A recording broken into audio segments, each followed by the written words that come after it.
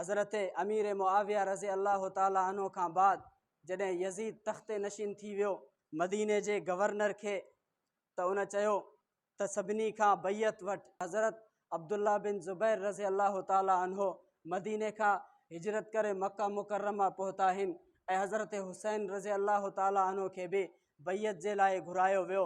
हज़रत हुसैन चयो मूंखे सोचण जो मोहलत ॾियो। हज़रत हुसैन उतां मदीने खां निकिता आहिनि, मक्का मुकर्रमा पहुता आहिनि।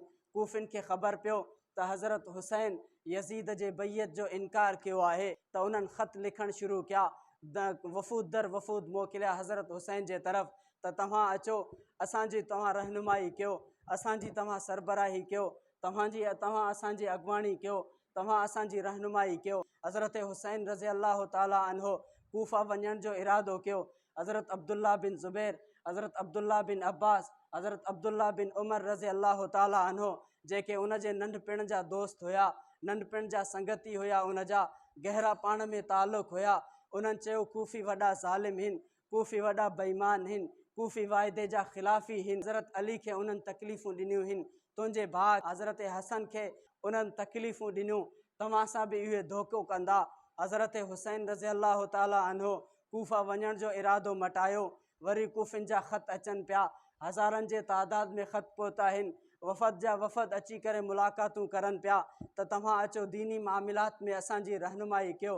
हज़रत हुसैन रज़ी अल्लाह ताला अन्हो पंहिंजे हज़रत मुस्लिम बिन अकील रज़ी अल्लाह ताला अन्हो खे कूफा मोकिलियो त तूं वञी करे उते हालात ॾिसी आ, जेकॾहिं हालात सही आहिनि त पोइ असां वञूं।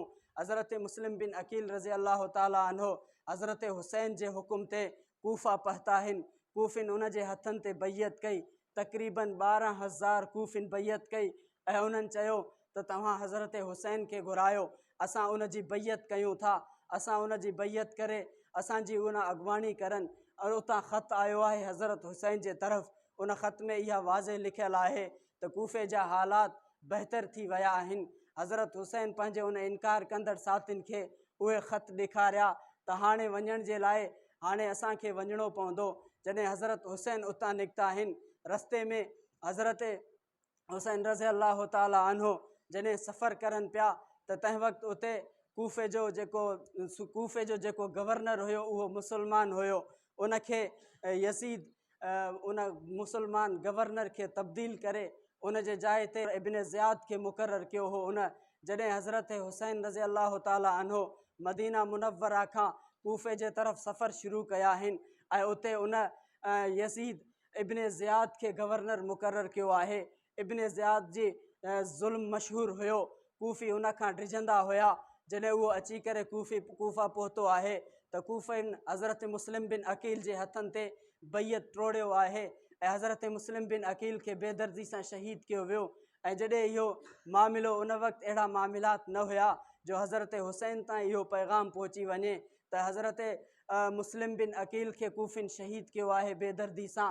ऐं जॾहिं हज़रत हुसैन करबला जे मैदान ते पहुता आहिनि ऐं रस्ते में हिकिड़े शाइर सां मुलाक़ात थियो आहे, उन चयो त ए हुसैन, कूफिन जूं दिलियूं भली तोसां हुजनि पर उन्हनि जूं तलवारूं इब्न ज़ियाद सां लटकनि था पिया, उन्हनि जूं तलवारूं इब्न ज़ियाद सां आहिनि, उहे तव्हांखे धोखो ॾेई करे तव्हांखे नुक़सानु ॾींदा। इन्हनि जो सफ़र जारी रहियो आहे। जॾहिं करबला जे मैदान ते पहुता आहिनि, हज़रत हुसैन खे इतला मिलियो त मुस्लिम बिन अकील खे कूफिन शहीद कयो आहे। हज़रत हुसैन फरमायो जंहिंखे मां मोकिलियो हुयुमि उनखे बेदर्दी सां शहीद कयो वियो आहे। ऐं उन मशवरो कयो पंहिंजे काफ़िले वारनि सां, छो त जॾहिं हज़रत हुसैन जो काफ़िलो हले पियो उन सां उन जे ख़ानदान वारा, उन जे अहल बैत वारा उन सां गॾु हुया।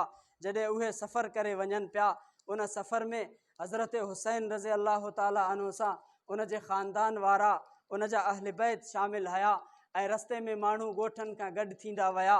जॾहिं उते पहुता ख़बर पई त हज़रत मुस्लिम बिन अकील शहीद थियो आहे, उन मशवरो कयो। हज़रत मुस्लिम बिन अकील जे ख़ानदान जा माण्हू उते मौजूदु हुया। उन्हनि चयो त हाणे वापसि नाहे वञिणो, हाणे वञी करे असां हज़रत मुस्लिम बिन अकील जो पलान कंदासीं।